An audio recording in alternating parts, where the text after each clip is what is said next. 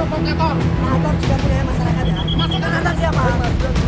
Bupati Pati Sudewo bikin geger warga Pati. Ya, warga geger karena adanya kebijakan kenaikan pajak bumi dan bangunan perdesaan dan perkotaan atau PBBP 2 hingga 250% di tahun 2025. Dengan lantang, warga menolak kebijakan karena dianggap memberatkan. Tidak hanya itu, warga Pati juga menghimpun donasi untuk biaya logistik unjuk rasa. Tanggapan saya memberatkan rakyat, Mas. Itu tidak sesuai dengan janji-janji Sudewo waktu kampanye. Tidak akan menaikkan pajak. Jadi bagaimana Pak dengan kenaikan pajak ini? Ya, Harapannya warga, rakyat Pati tetap mengadakan demo untuk menurunkan pajak supaya pajak tidak dinaikkan. Masifnya penolakan berujung melunaknya Bupati Sudewo dalam menerapkan kebijakan menaikkan pajak bumi bangunan hingga 250%. Sudewo juga meminta maaf karena dianggap menantang warganya. Saya minta maaf yang sebesar-besarnya atas pernyataan saya. 5.000 silahkan, 50.000 masa silahkan.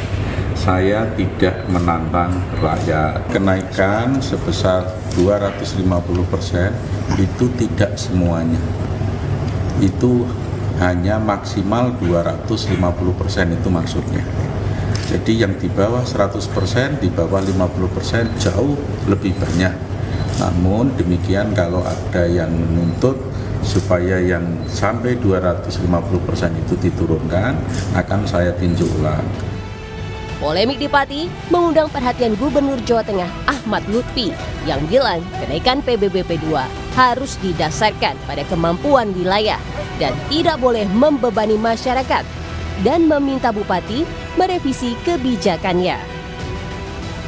Kenaikan PBB harus didasarkan kepada kemampuan wilayah. Ya. Dan yang terakhir, kenaikan PBB tidak boleh membebani masyarakat.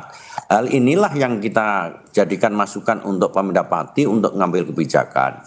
Saya yakin bahwa kenaikan ini adalah merupakan hal yang mungkin bagi pemerintah Pati, hal yang wajar. Tetapi masyarakat belum bisa menerima karena apa? Ini sangat membebani masyarakat. Oleh karena itu, sudah saya sarankan segera untuk diambil kebijakan untuk direvisi kembali. Sebelumnya, kenaikan PBB dikeluarkan Bupati Pati dengan dalih untuk meningkatkan pendapatan asli daerah Pati. Protes warga Pati dan peringatan dari Gubernur Jawa Tengah akhirnya berujung pada pembatalan kebijakan kontroversial ini. Tim Liputan, Kompas TV.